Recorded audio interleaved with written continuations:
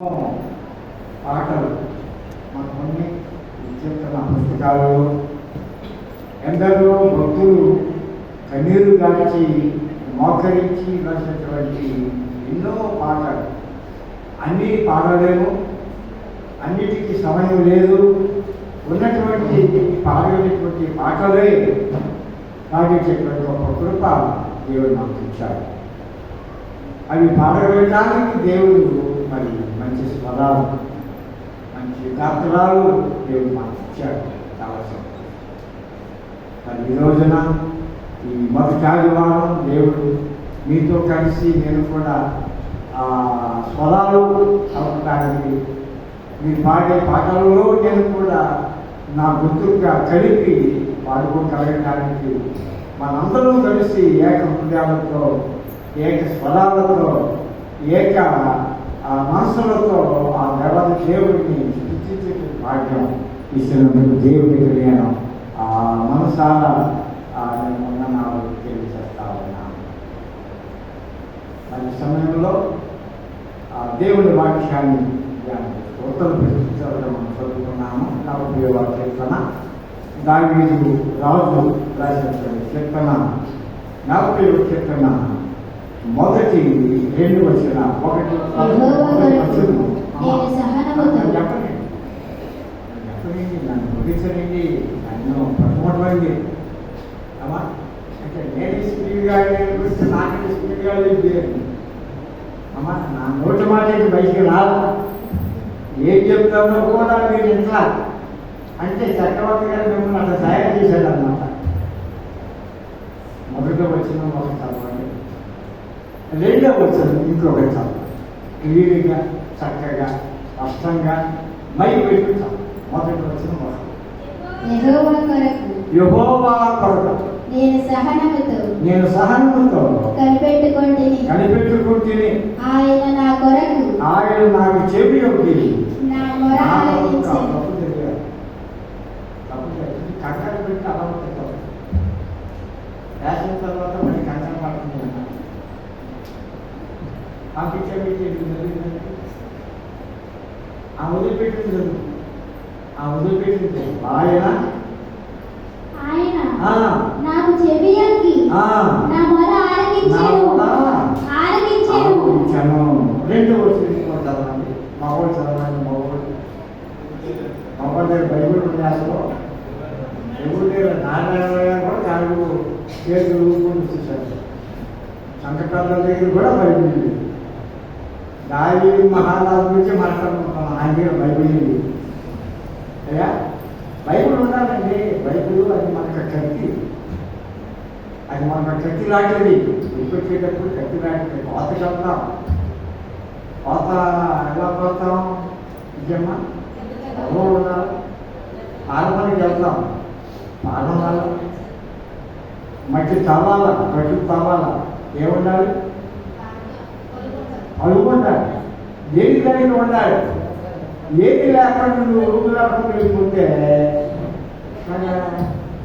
వెళ్ళిపోయేటప్పుడు ఆయుధం ఉండాలి. బైబిల్ ఉండాలి. బైబిల్ ఉండాలి. బైబిల్ లేకపోతే అయ్యగారితో చక్రవర్తి గారు కొనియమని చెప్పండి. ఆ కొనిస్తారు. డబ్బులు ఉన్నాయి అయ్యగారు కొని డబ్బులు అమ్మా కొనియమని చెప్పండి. బైబిల్ లేకపోతే డబ్బులు మీరు చాలా డబ్బులు ఉన్నాయి. బైబిల్ లేకపోతే చదువు చేసేస్తాం. 2వ వచనం, నాశనకరమైన గుంటలో నుండి, జగటగల దొంగ ఊబుల నుండి ఆయన నన్ను పైకెత్తెను. నా పాదములు అన్న మీద నిలిపి నా అడుగులు స్థిరపరిచెను. దావీదు మహనీయుడు. ఈ దావీదు భక్తులు ఈ మొదటి వచనంలో సహనం గురించి మాట్లాడుతున్నారు. సహనం గురించి మాట్లాడుతున్నారు. చాలా ఇబ్బందుల్లో ఉండి, చాలా కష్టాలు ఉండి, పారిపోయినటువంటి పరిస్థితులలో దాక్కున్నటువంటి పరిస్థితులలో, గుహలలో ఉండి ప్రాణాన్ని దక్కించుకోవటానికి పరిస్థితులలో ఆయన దేవునికి ఆయన ప్రార్థించాడు. సహనం అది ఎవరు అక్కడ ఉన్నాయా అమ్మా? శ్యామల మీకు కాదు, మీకున్నా మీ అమ్మాయినా అటు చదివిన మళ్ళీ చెట్లకే చదివి తినిరా ఉంటాను తిన్న వల్ల బయట పట్టించి మరి గురి కోసం అమ్మా జరిగిందమ్మా అది చెప్పేవాడికి అంతలాయంగా ఉంటుంది. ఆ కనెక్షన్ తిరుగుతాం అమ్మా. ఇప్పుడు మొక్కలు తిరుగుతుంది తల్లి అమ్మా, మొక్కలు తల్లి అమ్మ మీ అమ్మాయ కాదుగా అక్కడి పెట్టండి ఎవరో పోయిన త్వరలు రాజేష్ ఏ సర్పో పట్టుకుని మీ పక్కన కూర్చోడానికి అయ్యా సరే ఏది సహనం అనే మాట చూస్తున్నామా? మానవ జీవితంలో శుభనాలు కొన్ని ఉన్నాయి, దుర్గుణాలు కొన్ని. శుభనాలు కొన్ని ఉన్నాయి, ఇంకోటి ఏమన్నా దుర్గుణాలు కొన్ని. శుభనాలు అంటే ప్రేమ, సంతోషము, సమాధానము,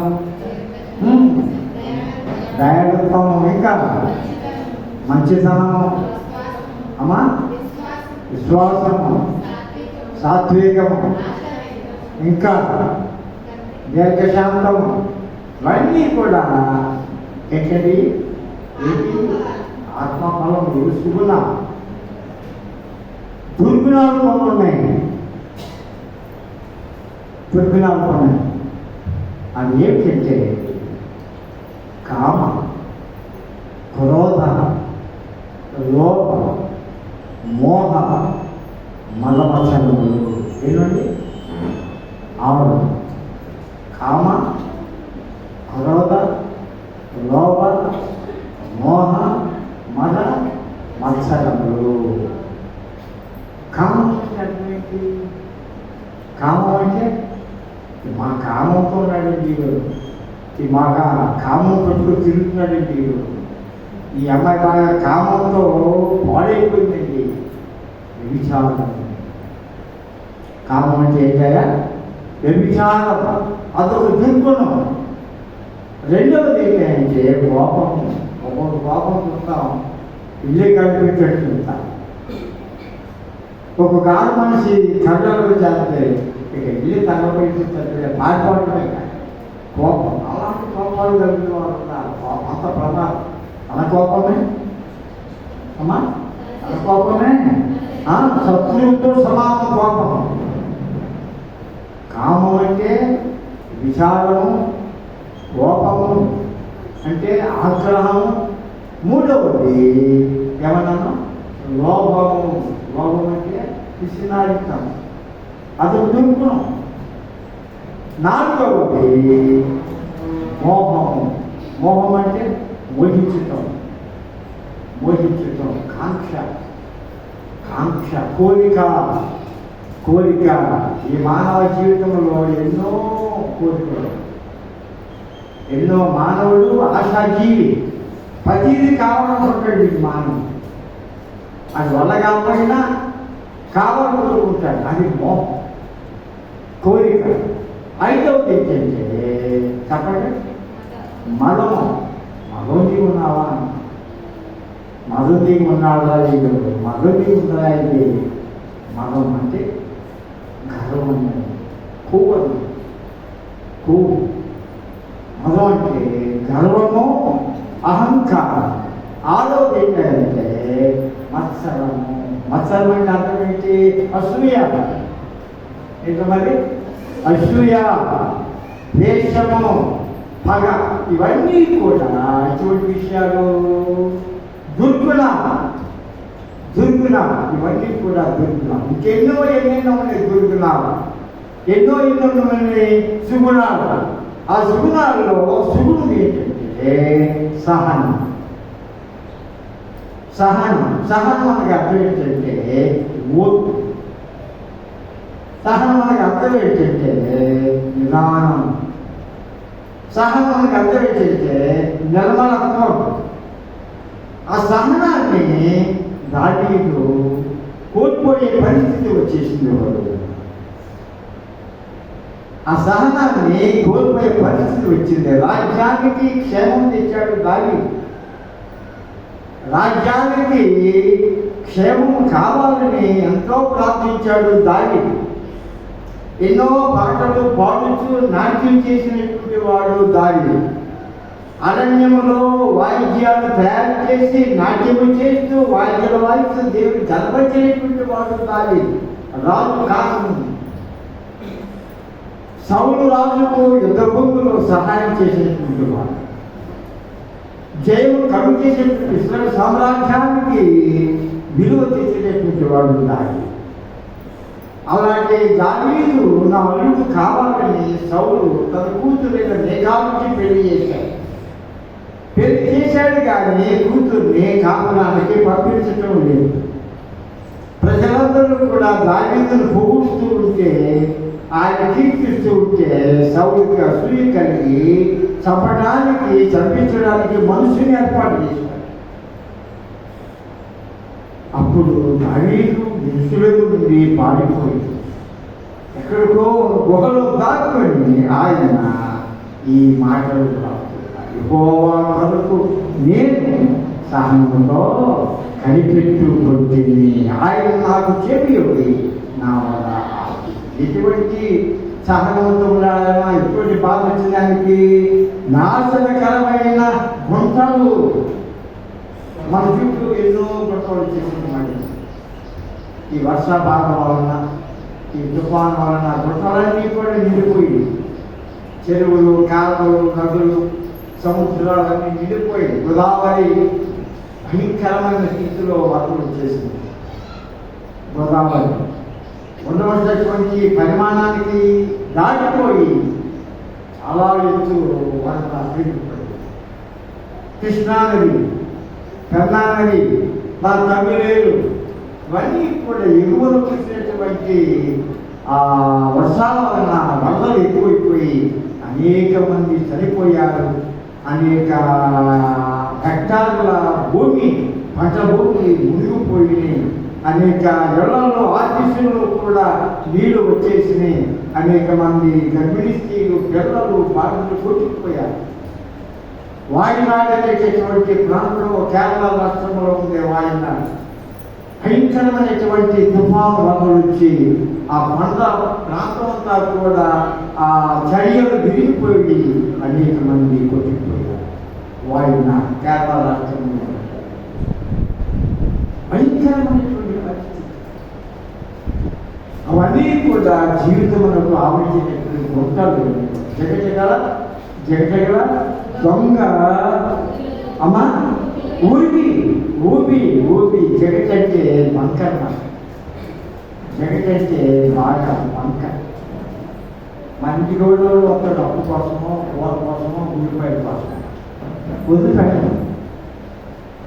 అమ్మా ఇచ్చేమా ఎప్పుడు ఇచ్చేమంటే ఉల్లిపాయల కోసం అన్నాడు. ఎవరో లేవమ్మా, చాటకి వెళ్ళాడు మా వేసుకొస్తున్నాం, చాటకి వెళ్ళాడు మా ప్రభాకర్రావు, ఎప్పుడు వస్తాడో ఇవాళకి 2 రూపాయలు 3 రూపాయలు ఉన్నాయి. ఇక్కడ వేసుకొస్తున్నాం, ఊళ్ళో వెళ్ళాడు వస్తాడు, ఏది మాడు వేసుకొస్తున్నాం. అయినా ఎవరు వాళ్ళు ఏమంటారు అడుగుతుంది బంక నేను బంకలాగా ఊరుకున్నాడట. బంకలాగా ఊరుకునే వదిలిపెట్టట్లేదు. జగజగల దొంగ ఊపి వెళ్ళిపోవటం, చచ్చిపోవటమే. అలాంటి పరిస్థితులలో దావీదు చిక్కుబడిపోయి దేవునికి మొదలుపెట్టినప్పుడు ఆయన అంటున్నాడు అన్నమాట, యెహోవా మరలా ఆయన ఆలోచించే దేవుడు, వినే దేవుడు, జవాబిచ్చే దేవుడు, సమాధానం ఇచ్చే దేవుడు. ఆ ఊరిలో నుండి మనలను లేవనెత్తే దేవుడు ఆడు. ఇలాంటి సహనాన్ని కోల్పోయినటువంటి ఒక రాజును మొదటి పాఠంలో మనం జ్ఞాపకం చేసుకున్నాం. యెషయా గ్రంథం తీయండి సార్. యెషయా గ్రంథంలో చూద్దాం. యెషయా గ్రంథము 6వ అధ్యాయం చూద్దాం. మొదటి వచనం చదవండి సార్. రాజైన ఉజ్జియా వృద్ధులైన సంవత్సరమున అత్యున్నతమైన సింహాసనమునందు ప్రభువు ఆసీనుడై ఉండగా నేను చూచి తిని. ఎవరా రాజు అంటే ఎవరమ్మా రాజు ఎవరు? ఆ రాజుగారి పేరేంటి? ఉజ్జియా అనే రాజు. ఏమైపోయాడు? చచ్చిపోయాడు. ఆ రాజుగారు ఎవరు? ఆ రాజుగారు ఎందుకు చచ్చిపోవలసి వచ్చింది అనేది మనం జ్ఞాపకం చేసుకుంటే ఆ 2వ దినవృత్తాంతంలో వెళ్ళిపోతున్నాం. 2వ దినవృత్తాంతం గ్రంథము 26వ అధ్యాయము 16వ వచనం చూడండి సార్. అయితే అతడు స్థిరపడిన తరువాత అతడు మనసును గర్వించి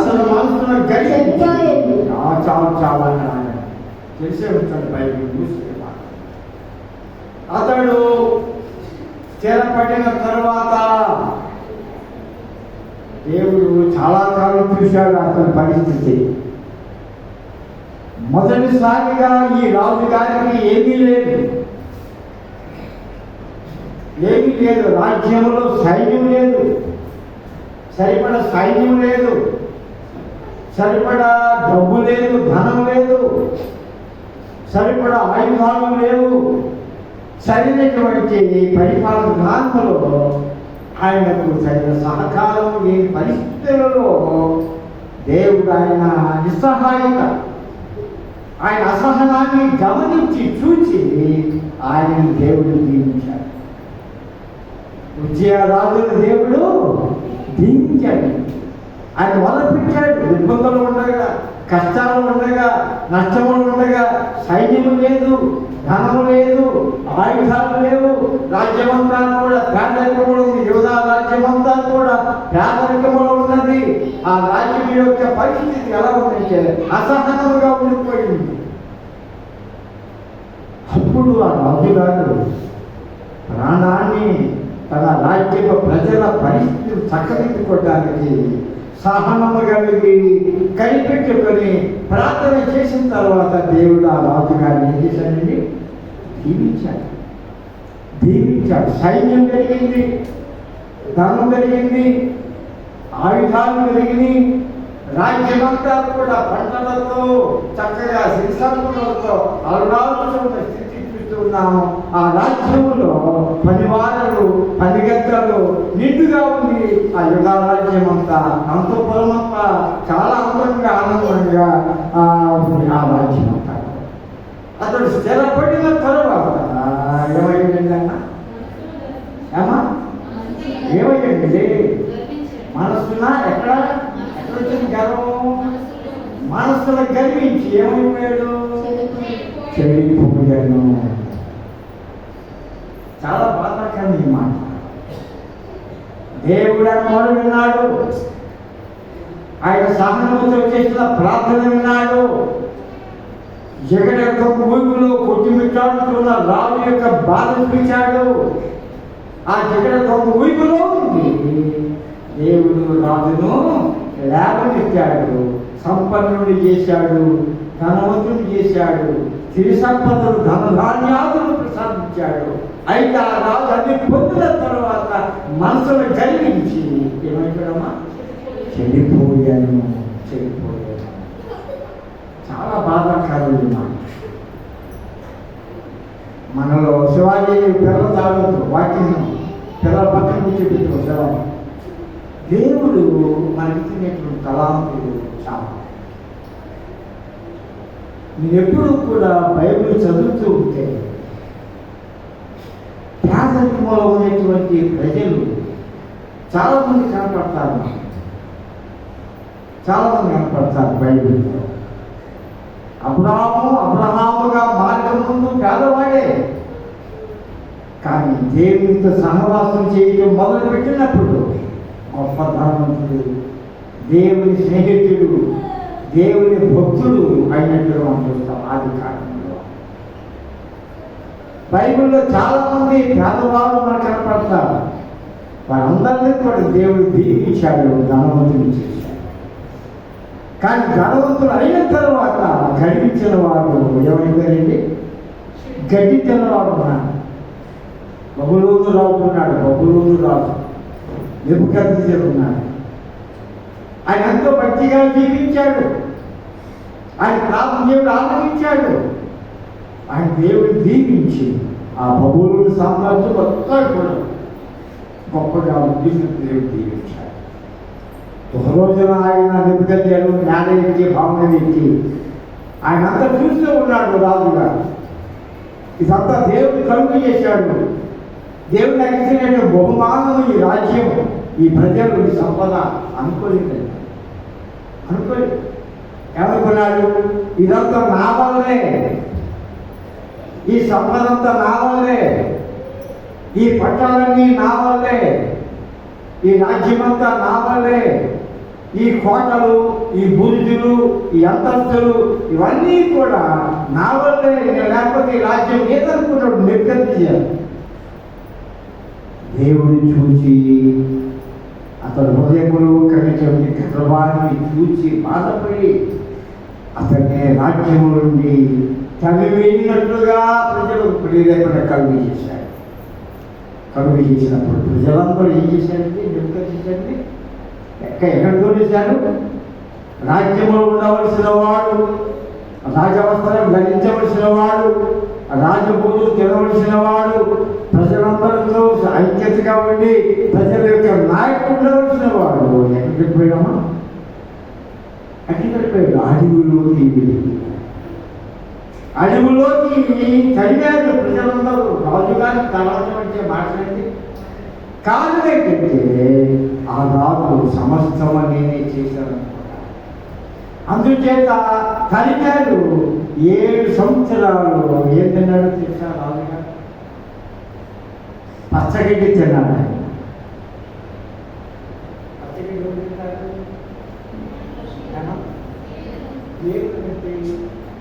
ఆవులు తింటాయి, ఇంకా తినవలసిన కొన్ని జంతువులు. మనిషి రోజుమేంటి? గడ్డి.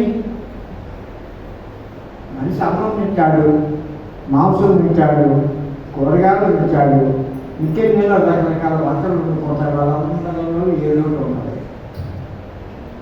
రాజుగారు గడ్డి తింటూ ఉన్నాడు. ఆయన గోళ్ళు చక్కగా ఉన్న గోళ్ళు ఏమైపోయినాయండి? జంతువులు గోళ్ళు తీసుకోండి, జంతువులు గోళ్ళు అయిపోయింది. ఆయన తల శిరోజాలు రాజుగారి తల అంత అందంగా ఉండమంటుంది. ఎలా అయిపోయింది? పక్షి ఏకల వలె అయిపోయింది రాజుగారి తల. అలా ఎంతకాలం అండి? ఎంతకాలం ఉన్నాడు రాజుగారి అడవిలో? 7 సంవత్సరాలు. కారణం ఏంటంటే ఆయన దీవించిన విధానాన్ని మర్చిపోయి మనసులో కలిగించి ఆయన ఏమైపోయింది?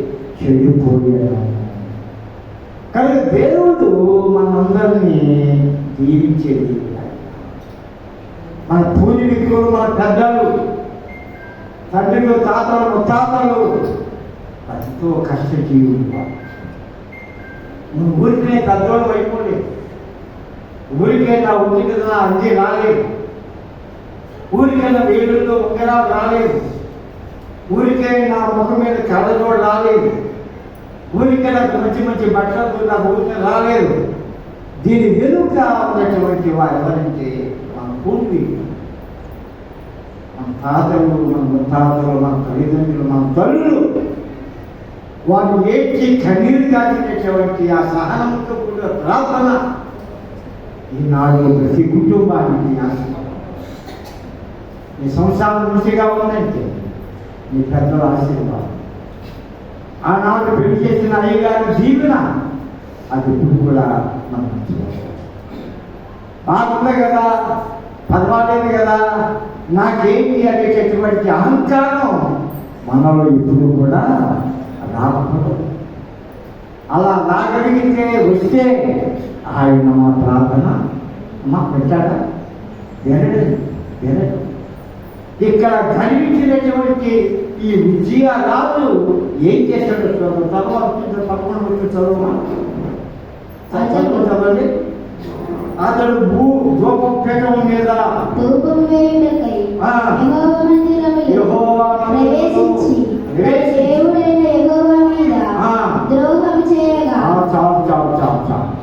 ఏం చేశాడమ్మా దేవుడికి? ద్రోహం, అన్యాయం చేశాడంటే రాజు. అది గొప్ప పని చేశాడు చూశాడు. సహనాన్ని కోల్పోయాడు, ప్రార్థన కోల్పోయాడు, మొదలుపెట్టినటువంటి జీవనాన్ని కోల్పోయాడు. దేవుని ద్రోహం చేయగా 17 చూస్తున్నాము. యాజకుడైన అజర్యాయు అతనితో కూడా ధనవంతుడైన యెహోవా యాజకులు 70 మంది అతని వెంబడి లోపలికి పోయి వారు రాజైన ఉజ్జియాను ఎదిరించి ఉజ్జియా యెహోవాకు ధూపము వేయుటకై ప్రతిష్ఠింపబడిన అహరోను సంతతి వారైన యాజకులు పనియే గాని నీ పని కాదు పరిశుద్ధ స్థలములో నుండి బయటకు పోవు, నీవు ద్రోహము చేసి ఉన్నావు. దేవుడైన యెహోవా సన్నిధిని నీకు ఘనత కలుగజేయుదని చెప్పగా ఉజ్జియా ధూపం వేయుటకు ధూపార్తిని చేత పట్టుకొని రౌద్రుడై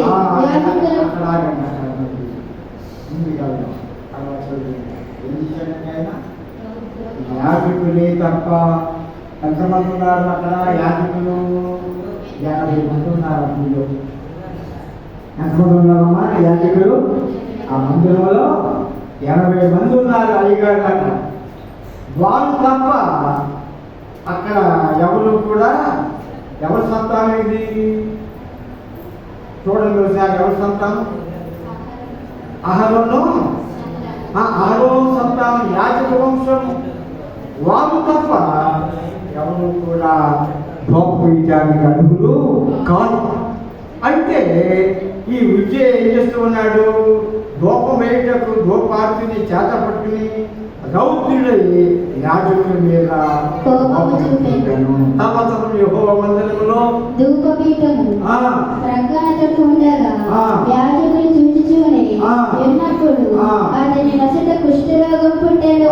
చాలు అతని నొసట దేవుడి శిఖరమ్మా కుష్ఠరోగం అతని నొసట అందరికి కనపడేటట్టుగా, నొసలు అందరికి కనపడేట్టుగా.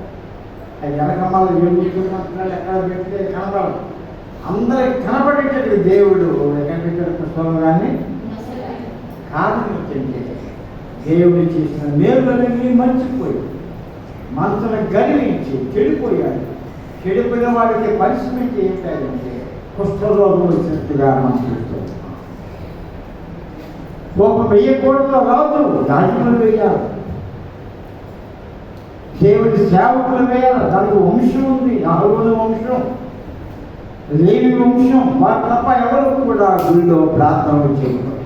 అది సిస్టం, అది దేవుని శాసనం. అది ఎంతమంది ఉన్నారంటే 80 మంది అక్కడ వాళ్ళందరూ కూడా ఎండబడ్డారు. రాజుగారు ఎండబడ్డారు. అయ్యా రాజుగారు, ఓ విజయ ఆగు అంటే ఆయన ఆయన పైగా ఏమన్నాడైనా రౌద్రులు చెంది రాజుగారు కదా నన్ను ఆగమంటారు, నన్ను ఆగమంటారు. మీరు అంతటోళ్ళు, నేను జీతం ఇచ్చి మీరు బతికేవాళ్ళు, నేను ఆహారం ఇచ్చే బతికేవాళ్ళు, ఈ గుళ్ళో ప్రార్థన చేయమని చెప్తే మీరు చేసేవాళ్ళు తప్ప నా మీద ప్రార్థన చేయడానికి నీకు అధికారం లేదు అన్నంతగా ఆయన రౌద్రులు తెచ్చుకున్నాడు. అంటే దేవుడు ఆయన సహించండి. ఆయన నొసటను ఏం చేశాడండి? కుష్ఠరోగం. తర్వాత ప్రధాన యాజకుడైన అజర్యాయు యాజకులందరూ అతని వైపు చూడగా అతడి నొసట కుష్ఠం గలవాడై ఉండెను. కనుక వారు తడుపు చేయక అక్కడ నుండి అతనిని బయటకు వెళ్ళగొట్టేది. యెహోవా తనను మొత్తేనని ఎరిగి బయటకు వెళ్ళటకు రాజును త్వరపడెను. రాజైన ఉజ్జియా తన మరణ దినము వరకు కుష్ఠరోగి అయి ఉండెను. తర్వాత యెషయాగంలో మనం విన్నాను. ఎలా చచ్చిపోయాడయా అంటే ఆయన ఎలా చచ్చిపోయాడు? కుష్ఠరోగంతో చచ్చిపోయినట్లుగా దేవుని గ్రంథంలో ఇక్కడ మనం చూస్తాం. కారణం ఏంటంటే ప్రార్థన ద్వారా కలిగినటువంటి సంపద, ప్రార్థన ద్వారా కలిగినటువంటి ఆశీర్వాదం, ప్రార్థన ద్వారా కలిగినటువంటి ఐశ్వర్యం అంతా కూడా కలిగిన తర్వాత అతడు స్థిరపడిన తర్వాత అతడు మనసును కలిగించి చెడిపోయాను. ఒకవేళ మనం కూడా అలాంటి స్థితిలో మనం ఉన్నామేమో ఆలోచన చేసుకోవాలి. ఒకప్పుడు మన పరిస్థితి ఏమిటి? ఒకప్పుడు మన యొక్క సంస్కారం ఏమిటి? ఇప్పుడు ఎలా ఉన్నాం మనం? ఇప్పుడు ఏ రీతిగా ఉన్నాం మనం? ఒకప్పుడు సైకిల్కి డబ్బులు లేని జీవితాలు మనే, రేడియో లేని జీవితాలు మనే, భయంకరమైన జీవితాలు మన పూర్వీకులు. కానీ ఈ రోజున దేవుడు ఎన్నో వసతులు సౌకర్యాలు మనకు కలుగు చేశాడు. జగన్ దొంగ ఊపిలో నుండి ఆయన నన్ను పైకెళ్ళాడు. ఎందుకు లేవనెత్తాడు? ఆయన నా మొర ఆలోచించాడు. కనుక మన సహనము, మన ప్రార్థన ఊరికినే పోదండి. ఊరికినే పోదు. మన ప్రార్థన ఊరికినే పోదు. ఇక్కడ అయ్యగారితో నచ్చగారితో ప్రార్థన చేసుకుంటున్నాం, మీరు ప్రార్థన చేసుకుంటున్నారు, ఊరికినే పోదు. ఆ సహనానికి తగినటువంటి జవాబు దేవుడు మనకు ఇస్తాడు. ఇప్పుడు మా సంఘంలో నేను చూస్తున్నాను, వచ్చినప్పుడల్లా మీ అందరికండి, పొలిసోళ్ళందరికండి, కుర్రోళ్ళందరికండి ముందు వచ్చేది ఎవరు తెలుసా? ప్రార్థన సండే స్కూల్ వదిలిపెట్టండి. ఎవరన్నా ముందు ముసలోడు వస్తున్నారు, నేను ముసలోడిని, నేను ముందు వచ్చాను. మేము వచ్చిన అరగంటకి 30 గంటకి మీరు వస్తున్నారు. ఎవరు మీరు? ముసలోడా పొడుసోడా నడిపిస్తోడా? ఎంత అన్యాయం అనేది! ముసలోళ్ళు రావటం ఏంటి? పడుసోళ్ళు ఎక్కువ రావటం ఏంటి? అన్యాయం కదా? దేవుడికి చూస్తున్నారా? దేవుడు చూస్తున్నారా లేదా? ముందు వలసిన వారు వెనక రావటం ఏంటి? కనుక జాగ్రత్తగా మనం ఆలోచన చేయాలి. కారణం ఏంటంటే ఆయన మనలను దీవించువాడు. దావీదు దీవించాడు.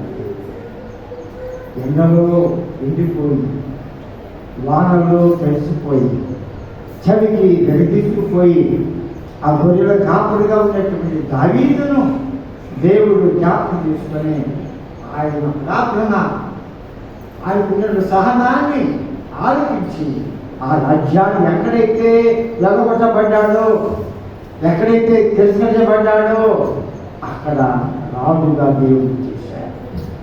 భార్య కాపురానికి రాలేదు, అది సంతానమే దేవుడు సర్వించేశాడు. కాదు తర్వాత మరి కొంతమందిని వివాహం చేసుకున్నాడు. కానీ వారికి పుట్టారు పిల్లలకి చాలామంది కలిగినట్టుగా ఆ తర్వాత అధ్యాయాల్లో మనం చూస్తాం.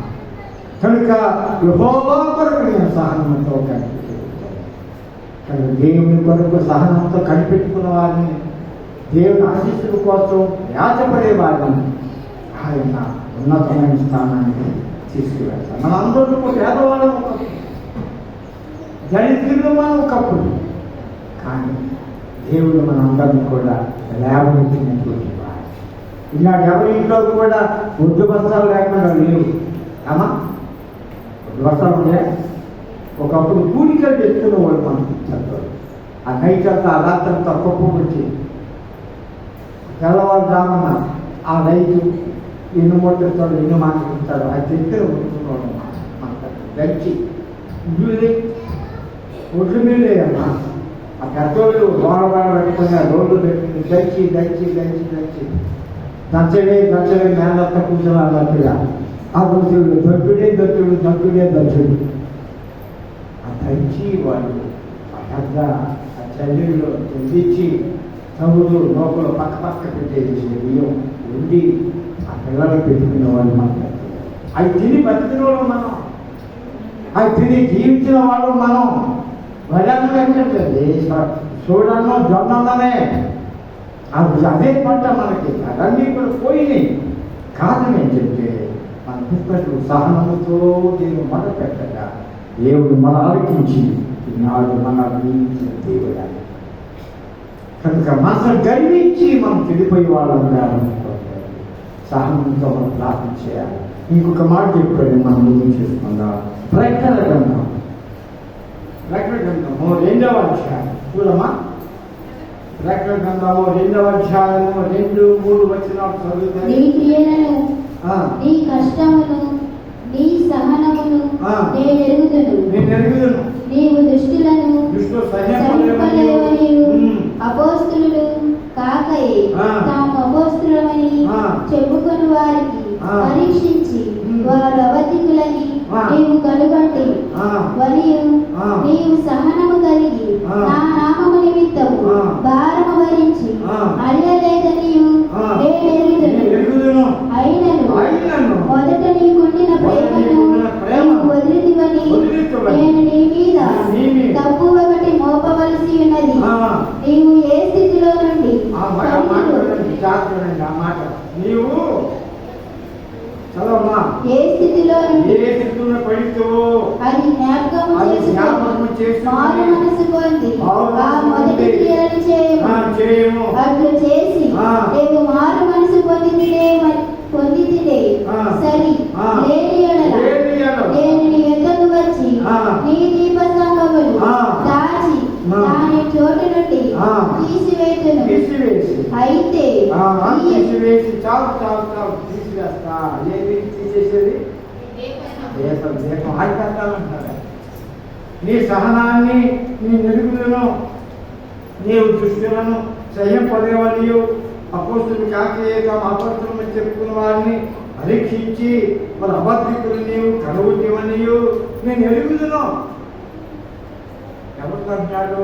దేవుడి మాటలు ఏపీసీ సంఘముతో పైన బంధువులు వచ్చిన వాడు ఏపీసీ సంఘముతో మాట్లాడుతున్నారు. యోహాను భక్తుడు పద్మాసు ద్వీపంలో ఆయన దర్శనం కలిగింది. దేవుడి దర్శనం అక్కడ ఉండి ఆ దర్శనంలో ఉండి ప్రకటన గ్రంథం రాస్తూ ఉన్నాడు యోహాను భక్తుడు. రవి శిష్యులు ఒక ఆయన యోహాను. ఏపీసీ సంఘము ఇది చాలా పెద్ద సంఘము, ఇది చాలా మంచి సంఘం. ఈ సంఘానికి తిమోతి కాపరిగా ఉన్నాడు. తిమోతి పాస్టర్గా ఉన్నాడట ఏపీసీ సంఘానికి. ప్రభు తల్లి అయిన మరియమ్మ గారు ఆ సంఘానికి సంఘటనలుగా ఉన్నారు. భక్తి కలిగిన సంఘం సుమారుగా ఒక్క దఫ 500 మంది కూర్చోబెట్టేటువంటి దేవాలయం మందిరము ఒక పెద్ద హాలు ఆ ఏపీసీ పట్టణంలో వారు కట్టుకున్నారు. అయితే వారు ఏం చేస్తున్నారు? కష్టపడ్డారు ఆ మందిరం కట్టుకోవటానికి, ఆ మందిరం ఐక్యతగా ఉండటానికి, ఆ మందిరం చాలా అందంగా ఐక్యతగా ఉద్యోగాలు ఉండటానికి ఆ సంఘము చాలా ప్రయాసపడింది. అయితే దేవుడు అన్నాడమ్మా, నీ సహనమును నేను మెరుగుదును. నీవు దుష్టులను అబద్ధికులను నీవు సహింపలేవు. నీకు అబద్ధాలను చెప్పవడానికి గిట్టదు. దుష్టులంటే ఎవరు నీకు గిట్టదు. అయితే నేను నీ మీద తప్పు ఒకటి మోపుతున్నాను. ఏమిటా తప్పు? ఆయన మోపేది ఏం తప్పదు? మొదట నీకుండిన ప్రేమను నీవు వదిలితివి. ఈ మాట మనం జ్ఞాపకం చేసుకోవాలి. తప్పు మోపు ఉన్నాడు. పెద్ద ఆలయం పెట్టుకున్నాడు వాడు.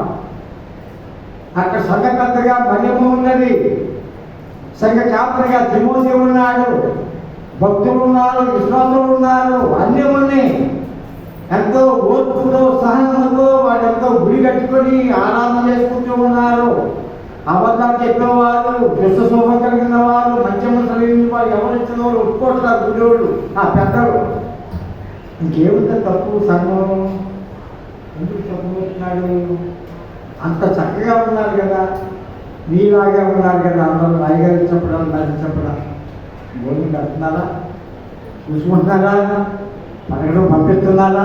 పంపండి. ఆ ప్రేమ అలాంటిది. ఇన్ని ఉండి కూడా నీ మీద నేను తప్పు అంటే మోపవచ్చు. ఏమిటో తప్పు అంటే మొదటి నీకున్న ప్రేమ నీవు ఎంత బాధాకరమండి.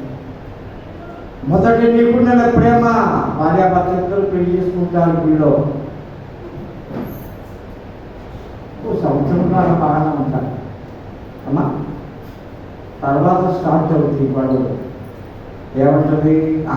చూస్తున్నాములే మా లావు, పెళ్ళైన కొత్తలో పూలు తెచ్చేవాడివి, పెళ్ళైన కొత్తలో అన్ని సమకూర్చేవాడివి, పెళ్ళైన కొత్తలో మా అమ్మ ఇంటికి కట్టాలంటే ఎలా మందివి, ఇప్పుడు అన్నీ కూడా రూల్స్ పెడుతున్నావు నువ్వు. ఆ ప్రేమ ఏమైపోయింది? వాటర్ తీసుకెళ్ళోడివి, సినిమా తీసుకెళ్ళోడివి, డ్రామా తీసుకెళ్ళోడివి, దెయ్యపాలన సముద్రం తీసుకెళ్ళోడివి, బలివే గోపాలం తీసుకెళ్ళాడు, బలివే గోపాలం చల్ల తీసుకెళ్ళాడు. ఎన్ని ఏం చేశాడు? మొదట ప్రేమ లేని ఆనందం ప్రేమ లేదు. ఇప్పుడు ప్రేమలో పెళ్లి లేని కొనసాగింది లేదు. మొదట ఆ ఉన్న ప్రేమ నా భార్య భర్తలు ఒకరి దగ్గరకు వచ్చిన తర్వాత మొహం పెట్టేసేవాడు. తిరిగి అలవాటు పెట్టుకుని కొంతమంది ఉన్నారు. అందుచేత అంటాడండి, నీవు మొదట చూపించిన ప్రేమను మరలా నువ్వు చెయ్యి. అటు చేసి మారు మనసు పొందితేనే సరే, లేని ఎడల వెలిగించబడిన నీ సంఘములో నుండి, వెలిగించబడిన గృహములో నుండి, నీ జీవితంలో నుండి ఆ దీపాన్ని నేను నీ చెత్తనడమా తీసివేసి ఏకతే అంధకారం చేసేస్తాను.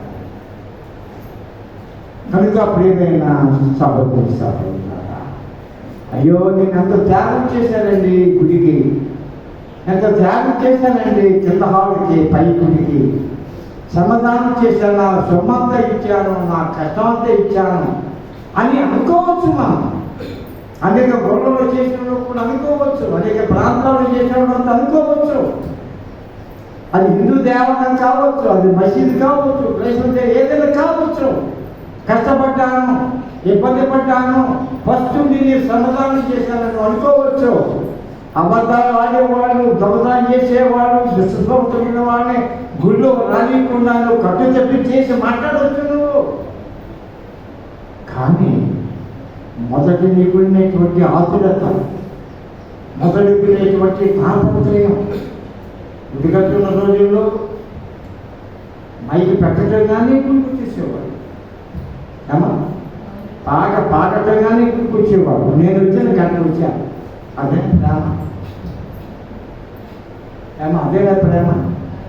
పిల్లలు వచ్చారు, తర్వాత ప్రభాకర భార్య వచ్చింది, తర్వాత వచ్చింది. అదే నా ప్రేమ. అందుకు అంటున్నాడు, మొదట నీకునేటువంటి ప్రేమ. అసలు పాట వినమనగానే 9:30 గంటల కల్లా నేను వస్తాను చెప్పాను, అయ్యగారు వస్తాను చెప్పి ఉండొచ్చు, చక్రవర్తి గారు వస్తే ఆ టైం చెప్పి ఉండొచ్చు. కానీ ఆ సమయానికి మనం రావట్లేదు. కారణం ఏంటంటే అక్కడ మన సంపద పెరిగిపోయింది, అక్కడ మన వనరులు పెరిగిపోయింది, అక్కడ మనకున్నటువంటి ఐశ్వర్యం పెరిగిపోయింది. రావడానికి తేరటం లేదు, రావడానికి పని తేవటం లేదు. కారణం ఏంటంటే ఆ ప్రేమను విస్మరించావు. నీ యొక్క స్వార్థంతో నీవు పనిచేస్తున్నావు. కనుక ఆ అలవాటు మానుకొని మొదటి నీకున్న ప్రేమను నీవు మళ్ళా తెచ్చుకుంటే సరి. లేని కదా వెలిగించబడిన నీ గృహము, వెలిగించబడిన నీ సంసారం, వెలిగించబడిన నీ యొక్క జీవితం, నీ బిడ్డల జీవితాలను నేను శేఖరం చేసేస్తాను. మారు మనసు పొందు. ఇది అనుకోని సమయము, ఇదే రక్షణ మన దేవుడి రోజున అందరితో ఆయన అందరితో మాట్లాడుతూ ఉన్నాడు. ఆయన దేవుడు పని చేసేవాడు ముందుగా వచ్చి గుళ్ళో కూర్చోవాలండి. దేవుని ఆశీర్వాదం కావాల్సిన వారు ముందుకు వచ్చి గుళ్ళో కూర్చోవాలండి. మైకే గంట మనకి, ఆ పాటే గంట మనకి, అన్ని తీర్చుకుని రావడం కాదు. కానీ 5 గంటలకు 6 గంటలు లేచి గంట 2 గంటల కల్లా పని చేసేసుకొని 9 గంటల ముందే వచ్చి గుళ్ళో కూర్చుంటే అది పాపమా, అదేమన్నా శాపమా? కాదు. ఒక్క దినము దేవుడు గడిపితే 8 దినాలు గడిచేటంటే 8 దినాలు గడిచేసేస్తున్నాను. కొడుకులు సరిపిస్తూ రాజు దేవుడిచ్చినటువంటి సంపద, మొదట ఉండిన ప్రేమ, మొదట ఉండేటువంటి ప్రార్థన, మొదట ఉండేటువంటి సహనాన్ని కోల్పోయి మదించి గర్వించి ఆచరించి చెడిపోయాడు. కారణం ఏంటి? అతనికి జ్ఞానం పెరిగింది, ఆయుధాలు పెరిగింది, సైన్యం పెరిగింది, సంపద పెరిగింది. అందుచేత అతను కనిష్ఠుడై దేవుని మందిరంలోనికి యాజకులు 80 మంది ఎమ్మడబడ్డా కూడా ఆ రాజు ఆగలేదు. కోపంతో చూశాడు వారిని. ఆయనే గొప్ప చేసేస్తున్నాడు. లోపలికి వెళ్ళిపోయి గర్భాలలో తప్పు అనుకోలేదు రాజు గారు. అందుచేత ఆయన నొసటను కుష్ఠరోగం దేవుడు ఇచ్చారు. వెంటనే ఏం చేశారండి? యాజకులు కుష్ఠరోగం వచ్చిన వాడు ప్రార్థన చేయడానికి వీలు లేదు, రాజు అవుతానికి వీలు లేదు, అటు కలిగి రావడం చేత బయటికి తీసుకుని పారేశారు. రాజ్యం పాడైపోయింది.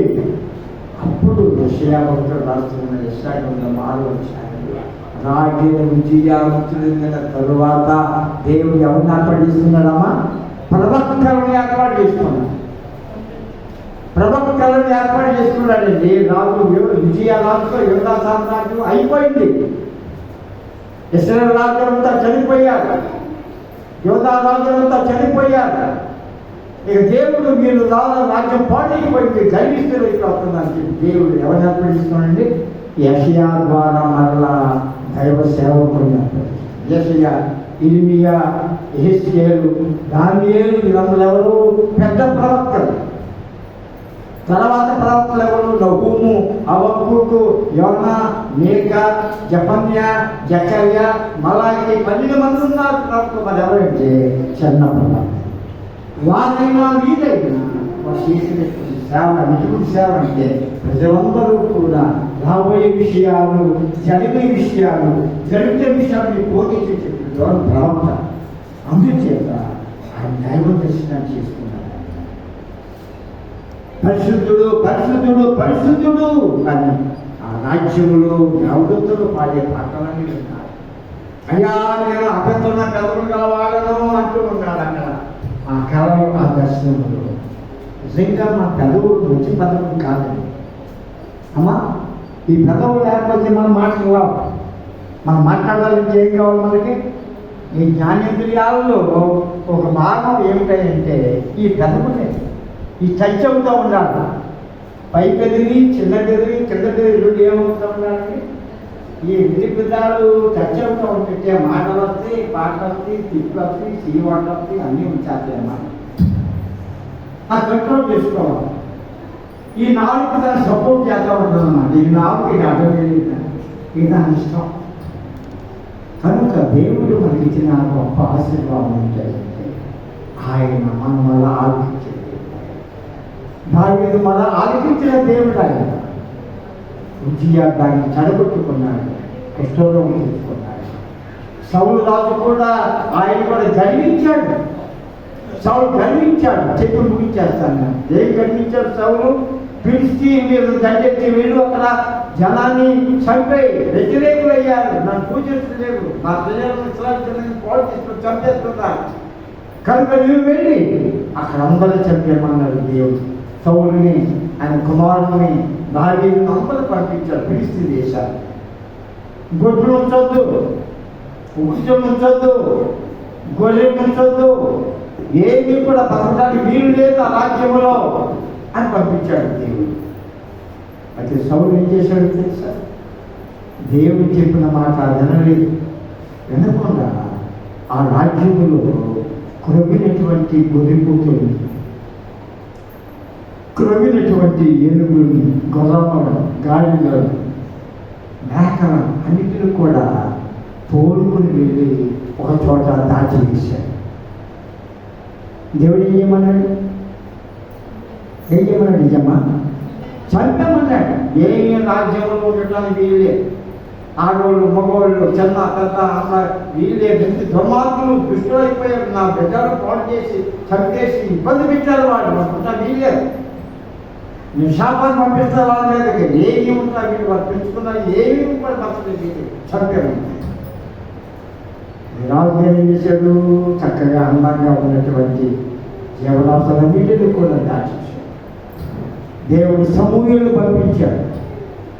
సమూయేలు పంపించి, ఓ సమూయేలు, ఇదిగో నేను చెప్పిన పని చేయలేదు, సౌలుకి నేను చెప్పిన పని చేయలేదు, నువ్వు వెళ్ళి అడుగు. ఏం చేశాడయ్యా సమూయేలు? సౌలు ఏం చేశాడు? అడుగుతున్నాడు సమూయేలు. దేవుడు అడుగుతున్నాడు. అదిగో అక్కడ లంకెలు వేసి ఉన్నాయి, మెట్లు, మేకలు, గుంజలు ఇవన్నీ కూడా ఏం చేస్తూ ఉన్నాయి? ఆ లంకెలు వేసి సౌలు నువ్వు చేసిన పని ఏంటి? చంపమన్నాడు దేవుడు, చేశావా లేదా? అయ్యా అన్నీ చేసేసా. అన్ని చెప్పేస్తాను. ఎన్నో లెక్కలు పెడుతున్నాయి, ఆ సత్తం కింద పెడతాను.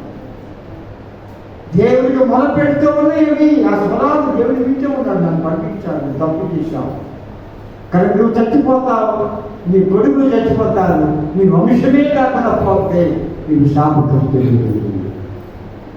మొదట సౌలుకు ఆశీర్వాదాలు దేవుడు ఏం చేశాడమ్మా?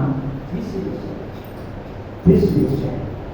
కనుక ఆయన మన కష్టాల్లో, మన కన్నీటిలో, మన దుఃఖములో, మన ఆవేదనలో ఆయన మన వల్ల ఆలోచించాడు. యెహోవా పదవిని కనిపెట్టిందన్నా ప్రార్థన చాలా మంది ఏం చేస్తున్నారండి? ఏసు నామం వెతుకుతున్నాము తండ్రి అనగానే ఆమె అది కావాల్సింది. వందనాలు చదవ చెబుతుంది కానీ నేచర్గా నాకే చెబుతుంది. ఆమె నాన్న చదవ 12 సెకండ్లు బాగుందన్నమాట. అది కనిపెట్టి ప్రార్థన చేశాం. దేవుడు ఏం జవాబిస్తాడు? దేవుడు నీతో మాట్లాడాలి. కానీ మీరు ఏం చేయాలి? ఆమె నన్ను కళ్ళు తెరిచి వందనాలు గారండి, వందనాలండి, వందనాలండి అది వెళ్ళిపోతుంది. అది మాట ఏమో ఇలా అది సరిపోదు.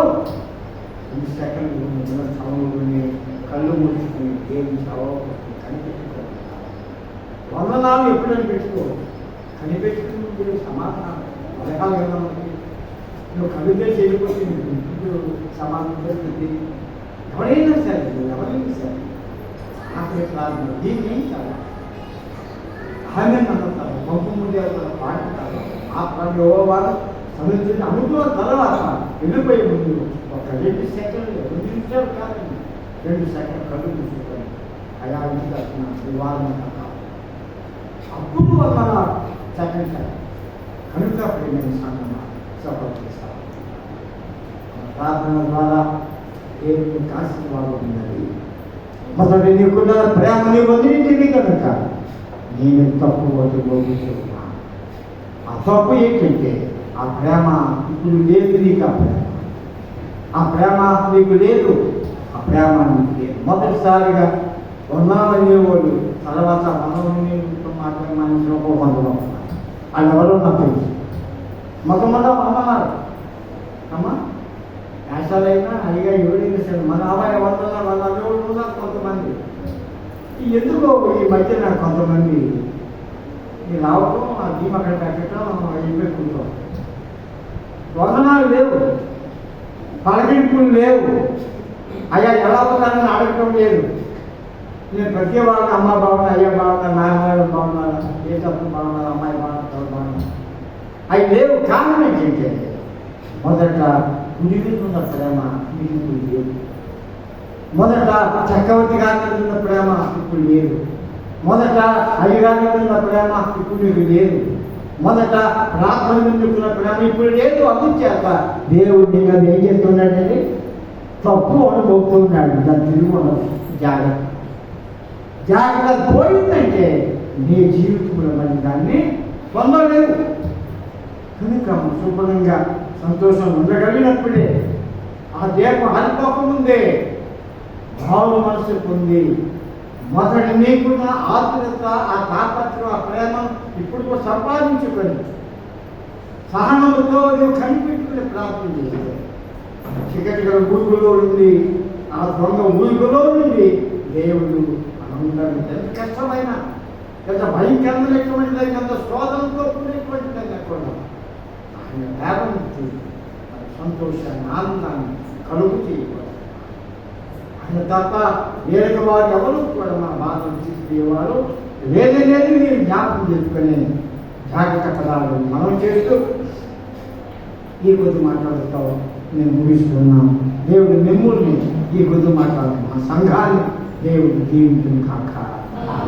ప్రార్థన చేసుకుందాం. ప్రేమ కలిగిన మా తండ్రి, పరిశుద్ధుడా పరిశుద్ధుడా పరిశుద్ధుడా నాయన ఒక స్వార్థంలో జ్ఞాపకం చేస్తున్నాం. నాయన 11వ వచనం